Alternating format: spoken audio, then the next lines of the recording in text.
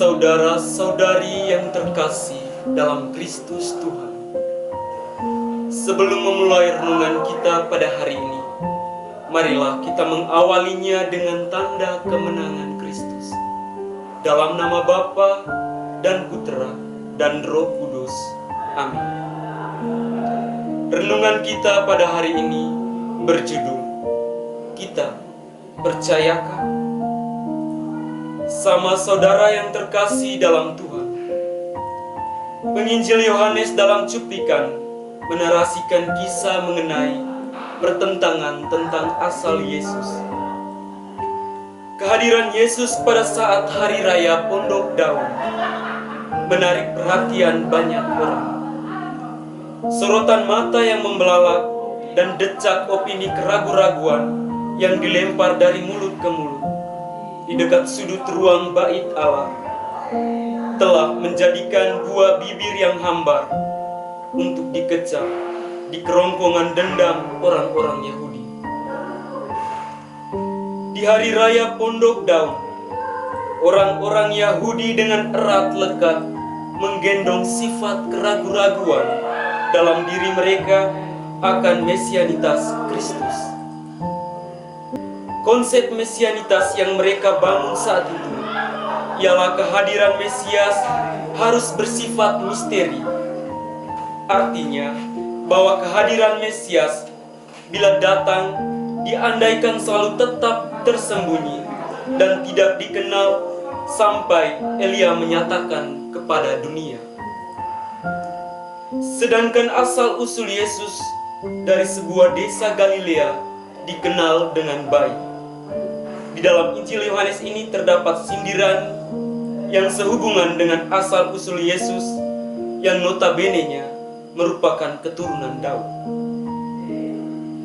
Inilah dasar orang-orang Yahudi meragukan akan mesianitas Kristus.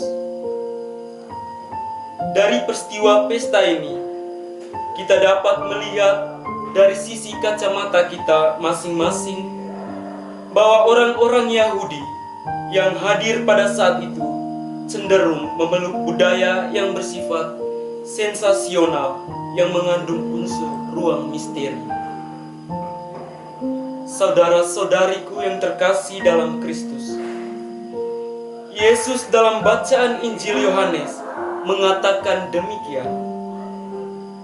Memang aku kamu kenal dan kamu tahu dari mana asalku. Namun aku datang bukan atas kehendakku sendiri, tetapi aku diutus oleh Dia yang benar yang tidak kamu kenal.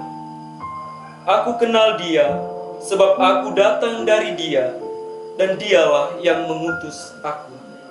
Yohanes bab 7 ayat 28 sampai 29. Perkataan Yesus ini menuntut kita membuka ruang percaya dalam hati kita masing-masing. Terkadang di dalam realitas kehidupan kita bersama, kerap kali kita bertindak sama seperti orang-orang Yahudi yang meragukan esensi Tuhan. Sifat keraguan-raguan ini seringkali kita jumpai dalam setiap pengalaman harian kita. Sifat keraguan-raguan inilah yang melahirkan pertanyaan mengenai esensi Tuhan yang tidak dapat dijangkau oleh nalar berpikir kita. Seperti siapa itu Tuhan? Di mana Tuhan tinggal? Atau yang lebih rumit lagi, benarkah bahwa Tuhan itu adalah nama yang diciptakan manusia sendiri? Pertanyaan-pertanyaan seperti ini merupakan salah satu bentuk sifat keraguan-raguan dalam diri kita akan kuasa Tuhan. Pertanyaan seperti ini akan muncul di dalam benak hati kita ketika kita menghadapi situasi-situasi penderitaan seperti bencana alam, krisis kelaparan, peperangan, dan beberapa faktor situasi penderitaan lainnya. Beriman merupakan buah dari tanggapan dan tawaran kasih Allah kepada manusia.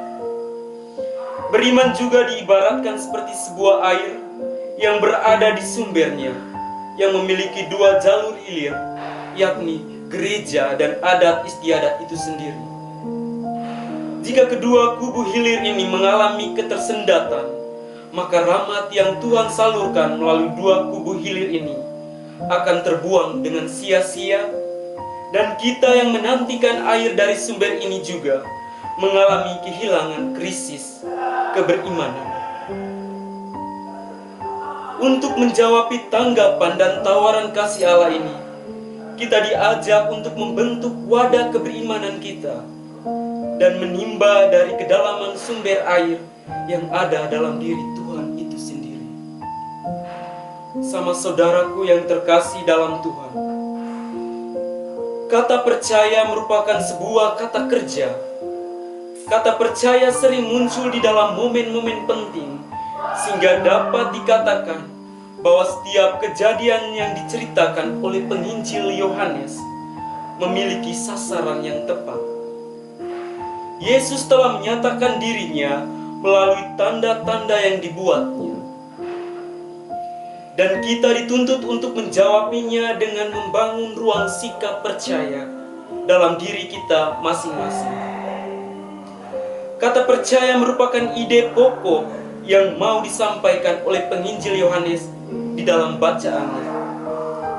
Melalui peristiwa ini, kita semua diajak untuk menanggapi pernyataan Yesus dengan membangun sikap percaya kepadanya.